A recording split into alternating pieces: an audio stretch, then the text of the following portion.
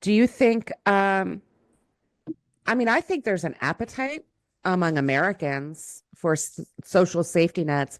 I don't know why they get such a bad rap, but do you think we're at a place where some of these progressive policies, if we get the House and the Senate, for example, fingers crossed, we have a blue wave and Democrats take over. Um, Obviously, things still have to get signed off by Trump, but do you think maybe with the next presidency, even there's a real possibility to see these progressive policies take form at the federal level? Like, Um, well, the reason why we have such an issue with social safety nets in this country is because racism. hmm We had them. We literally had free healthcare, free college, free a lot of things. But after the civil rights movement and the Civil Rights Act was passed, white people said, "Nope, we don't want you guys to have free anything." So, and yep. that's why we're still suffering. Racism hmm is expensive. Very So it depends on how willing this country is to come to terms with that part. right. Because if you look at the things that like Mamdani is doing in New York, there's no reason that that could not be expanded on a federal level. Yeah, agreed. There's I no think reason. I think the only barrier to that is racism, as you said, and some people being willing to harm themselves in the pursuit of seeing other people harmed more, Yes. right? There's actually a book about that. It's called Dying of Whiteness, Mm, and a psychologist actually um, he explores how time and time again white communities have chosen to, for lack of better words, shoot themselves in the foot yeah. than have easier systems that would also benefit them, but also their brown or black neighbor. hmm Yeah, I It's think we've 100% a thing. Yeah. oh, for sure. We see it play out.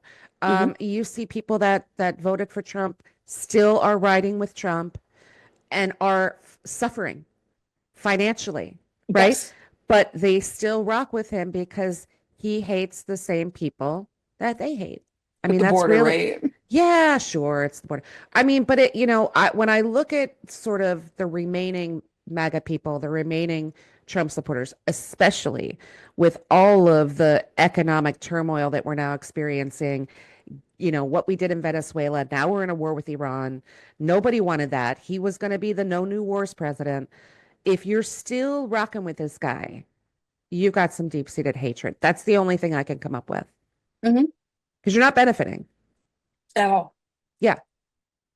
At all. And Um, it's you literally looking at this political figure and saying, yeah, you can lie at me all you want to, and I don't care. I'll still go with it.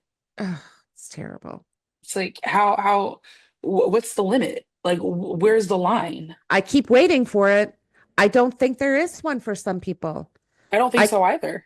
there can't be because he's broken every promise. He's fallen short on every promise, and Hmm. yet they're still willing to support this guy. I think for some people there is no line. I think so too. Yeah, which is really sad. It is very sad. Okay, so being the youngest Black woman to ever run for Congress in Georgia, when you're out there meeting with people, do you find it difficult to connect with people older than you, easier to connect with people around your age group, or is it like a mixed bag? I think it's a mixed bag. Obviously, just like women talk to women easier, age groups talk to age groups easier, and so I think that's the natural flow of things.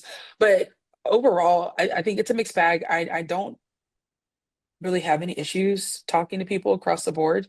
hmm Again, that's where, the therapy background comes in. It Yeah. helps a lot being able to, not necessarily change my wording or change my message, but meet people where they are. Yeah. Yeah. It's all about the approach, right? Mhm.